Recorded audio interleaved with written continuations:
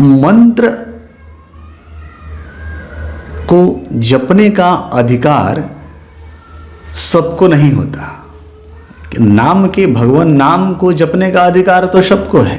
भगवान नाम के जप का अधिकारी संपूर्ण प्राणी मात्र है, लेकिन भगवान के मंत्र को जपने का अधिकार सबको नहीं है।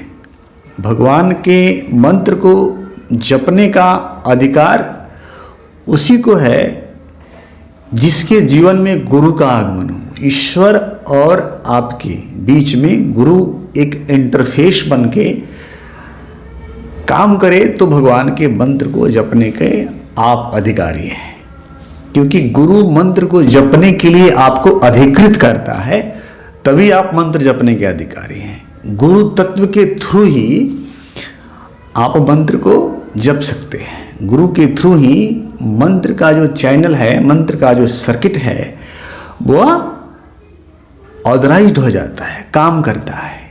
क्योंकि ईश्वर क्या है? ईश्वर एक इंटेलिजेंस का सोर्स है, that is the ocean of intelligence. और उस ओशन ऑफ इंटेलिजेंस से एक सर्टेन, एक पार्टिकुलर फॉर्म में किसी इंटेलिजेंस को, किसी प्राणिक प्रवृत्ति को, किसी देव को, किसी दैवीय शक्ति को, किसी दिव्य शक्ति को अपने अंदर अवतरित करने की जो प्रक्रिया है वो मंत्र है। तो उसके बीच में गुरु तत्व है। ईश्वर और जीव के बीच में क्या है? गुरु तत्व है। गुरु तत्व जीव को ईश्वर से जोड़ता है, और एक ऐसा तत्व है जो आपको ईश्वर से अलग करता है, ईश्वर से आपकी विस्मृति बनाता है, जिसको हम माया कहते हैं। और उसका ठीक जो एक रिवर्स जो शक्ति है, जिसे हम गुरु कहते हैं, उसका काम क्या है? उसको आपको ईश्वर से वो जोड़ता है, ईश्वर से आपका योग कराता है, इसलिए उसका नाम गुरु है। तो मंत्र जो है वो क्या है? वो गुरु के थ्रू ही ईश्वर के पास जाता है। बीच में गुरु तत्व होता है। गुरु तत्व ही मंत्र को मोबिलाइज करता है, मंत्र को संचारित करता है, मंत्र को ट्रांसमिट करता है। गुरु तत्व नहीं होगा तो मंत्र का वो प्रभाव नहीं होगा। वो मंत्र क्या करेगा? आपके जीवन में अस्त व्यस्तता, आपके जीवन में असंतुलन ला सकता है। इसलिए मंत्र को कभी भी गुरु से लेकर ही उसका अभ्यास करना चाहिए। उसके पहले जब तक आपके जीवन में गुरु नहीं है, तब तक आप मंत्र का अभ्यास न करके भगवान के नाम का जप करें। तो कुछ मंत्र तो ऐसे हैं जो भगवान के नाम भी हैं और मंत्र भी हैं, जैसे राम नाम। ये राम नाम क्या है? भगवान नाम भी है और ये मंत्र भी है। हरे कृष्ण कृष्ण कृष्ण हरे हरे, हरे राम राम राम हरे हरे। ये क्या है? ये भगवान का नाम भी है और ये भगवान का मंत्र भी है। तो ऐसी अवस्था में आप बिना गुरु के भी इनका अभ्यास कर सकते हैं। ये अपने आप में मंत्र रूप में कन्वर्ट हो जाते हैं। और जब पुण्य की अधिकता बढ़ती है, जब आपकी पात्रता बढ़ती है, जब आप उसके अधिकारी हो जाते हैं, तो किसी न किसी प्रकार से इन प्रकार किसी न किसी गुरु का, किसी न किसी संत का, किसी न किसी महात्मा का आपके जीवन से टकराव हो ही जाता है, वो मिल जाता है और आपको फिर अधिकृत कर देता है। क्योंकि पुण्य पुंज बिनु बिलहु न संता। जब तक आपके जीवन में पर्याप्त मात्रा में पुण्य का उदय नहीं हो जाता, पुण्य का संग्रह नहीं हो जाता, तब तक आपके जीवन में भगवत परायण किसी संत का आगमन हो नहीं सकता। तो उसके पहले पुण्य का संग्रह करने के लिए, भगवत प्राण बुद्धि प्राप्त होने के लिए, भगवत प्राण वृत्ति प्राप्त करने के लिए आपको क्या करना चाहिए? सत्संग करना चाहिए। आपको क्या करना चाहिए? सेवा करनी चाहिए। आपको यम नियम जो है उसका पालन करना चाहिए। ऐसा पालन करेंगे तो जीवन में गुरु का आगमन होगा। गुरु का आगमन होने से जीवन में आपके प्राणों में मंत्र का संचार हो जाएगा। क्योंकि मंत्र कोई ऐसी चीज नहीं है, वो बैखरी तल की चीज नहीं है। मंत्र क्या है? सूक्ष्म तल की चीजें हैं। वो वाइब्रेशनल लेवल की चीज़ें हैं। मंत्र क्या है? मंत्र देव स्वरूप है। मंत्र ही देवता की मूर्ति है।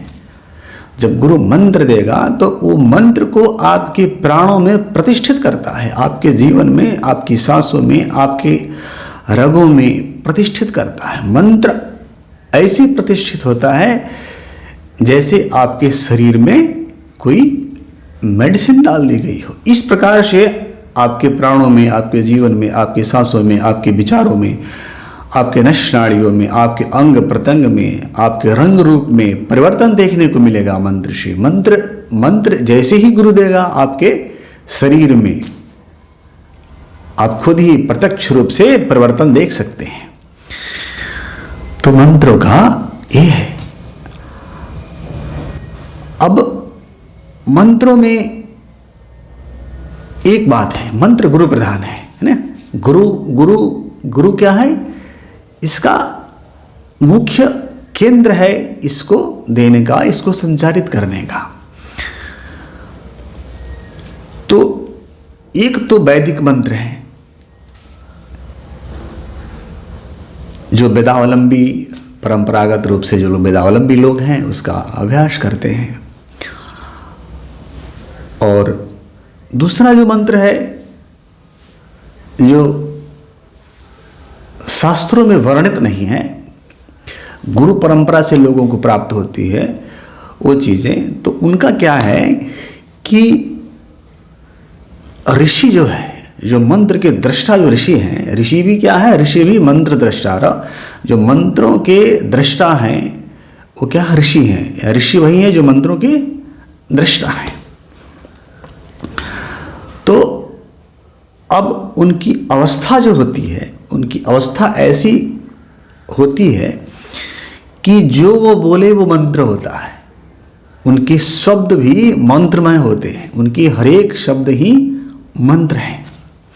जो समाधिस्थ लोग हैं, जिनकी चेतना ईश्वरीय चेतना से एक हो गई है, जिनका ईश्वर से एकाकार है, उसके हर एक शब्द मंत्र होते हैं। उसके हर एक शब्द क्या है? एक प्रकृति के लिए क्या है? वो कमांड है। वो प्रकृति के लिए क्या है? एक ऑर्डर है। वो प्रकृति को एग्जीक्यूट करना ही होता है। प्रकृति उसको फॉलो करती है और वो क्या करता है? प्रकृति को लीड करता है। तो उसके शब्द क्या है? मंत्रमय है। उसका जीवन क्या है? देवमय है। उसका जीवन क्या है? इष्टमय है।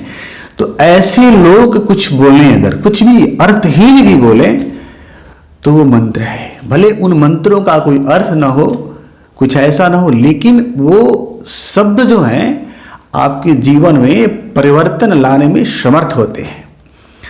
तो इसलिए गुरु ही प्रधान है इसमें। गुरु जो विधान बताए, जो शब्द बताए, जो क्रिया बताए, जो नियम बताए, उनका पालन करते हुए अगर आप दीर्घकाल तक धैर्यपूर्वक उसका अभ्यास करेंगे तो उसका फल, उसका परिवर्तन, उसकी तृप्ति, उससे जो अमृत निकलता है, जो उसमें सुगंध है, वो आपको जीवन में देखने को अवश्य मिलता है। अब इसके अलावा अब चूंकि समय का थोड़ा सा प्रवाह है, जिसे हम कलयुग कहते हैं, इसमें मनुष्य का चंचल वृत्ति और पुरुषार्थ का या पौरुष का जो वो लेवल है वो उतना नहीं होता जितना कि अन्य युगों में होता है। तो इसलिए संतों के लिए सबसे बड़ी समस्या हो जाती है कि भाई जीव का कल्याण कैसे किया जाए, ये जीव को कैसे ईश्वर के तरफ आकर्षित किया जाए। ये संतों के लिए सदा सदा से ही क्या रहा, एक समस्या रही है कि ईश्वर के तरफ ईश्वरोन्मुख जीव को कैसे किया जाए। ये नित्य निरंतर संत चिंता करते ही करते हैं,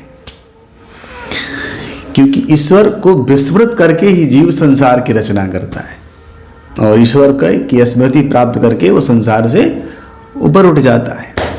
तो भगवान का ट्रांजैक्शन नहीं है, भगवान का जो व्यापार चल रहा है, भगवान का जो बिजनेस चल रहा है, वो क्या चल रहा है कि जीव ईश्वर से अलग हो रहा है, ईश्वर को विस्मृत हो रहा है, और फिर गुरु तत्व योग माया क्या कर रही है, उसको ईश्वर के सम्मुख करती है, ईश्वर की स्मृति दिलाती है कि तुम ईश्वर के अंश हो, और फिर वो ईश्वर में प्रविष्ट कर जाता है, ईश्वर विलय कर जाता है, ईश्वर के साम्राज्य में प्रवेश करके फिर ईश्वरीय जीवन को जीता है। तो यही चल रहा है, आना और जाना यही लगा हुआ है संसार का। तो अब इस क्रम में तुलसीदास ने हनुमान चालीसा का निर्माण किया। तो हनुमान चालीसा मंत्र भी है और भगवान का नाम भी है, इसके जपने के अधिकारी सभी लोग हैं। तो अब हनुमान चालीसा, अब चूंकि तुलसीदास क्या है, एक परम भागवत हैं, वो भगवत परायण हैं, संत हैं, और उच्च से उच्च जो स्थिति है, उच्च स्थिति को प्राप्त है, योग युक्त है नहीं। तो उनके भी जो शब्द हैं क्या है, मंत्रमय है। उनका जो चिंतन है वो क्या है, इष्टाकार उनकी वृत्ति है। तो उनके शब्द क्या है, मंत्रमय है। तो उन्होंने जो हनुमान चालीसा की रचना की, तो वो मंत्र है, वो मंत्रमय है, और उसमें ईश्वर को या हनुमान जी महाराज की जो शक्ति है, उस शक्ति को उतारने की सारी जो युक्तियां हैं, जो सारे जो चैनल्स हैं, जो सारे सर्किट हैं, वो बने हुए हैं हनुमान जी की शक्ति को अवतरित करने का हनुमान चालीसा के माध्यम से। क्योंकि उसकी रचना किसी भागवत ने, किसी श्री राम के भक्त ने, किसी राम भक्त ने की है, किसी संत ने की है, एक ऐसे संत ने की है जिसकी वृत्ति राममय है, जिसकी वृत्ति सिया राममय है। तो ऐसे लोग उस प्रकार की रचनाओं को कर सकते हैं। तो हनुमान चालीसा कोई भी पढ़ सकता है। लेकिन हनुमान चालीसा के बाद जितनी चालीसाओं की रचना हुई है, वो हनुमान चालीसा नहीं, वो चालीसा नहीं, वो क्या है, वो एक कविता है। उसमें मंत्रों की शक्ति नहीं है, उसमें मंत्रों की ताकत नहीं है, उसमें ईश्वरीय चेतना को अवतरित करने की शक्ति नहीं है। क्योंकि वह एक क्या है, एक पैटर्न, उस पैटर्न को कॉपी किया गया है, जिसमें उस प्राणों को अवतरित करने की ऑथराइज्ड नहीं है वो। क्योंकि समाधि अस्त अवस्था से द्वारा, समाधि अस्त अवस्था में जाकर निकले हुए वो शब्द नहीं है, इसलिए वो शब्द मंत्र नहीं बने। क्योंकि वो उस संत से नहीं निकले जिस संत के शब्द मंत्र हो जाते हैं। मंत्र का मतलब it is a kind of command for the universe. Universe accept it as the command and starts organizing itself on the way of mantra. So Hanuman Chalisa ही एक चालीसा है, बाकी कोई चालीसा नहीं, बाकी किसी चालीसा में कोई सत्य नहीं। हरे कृष्णा।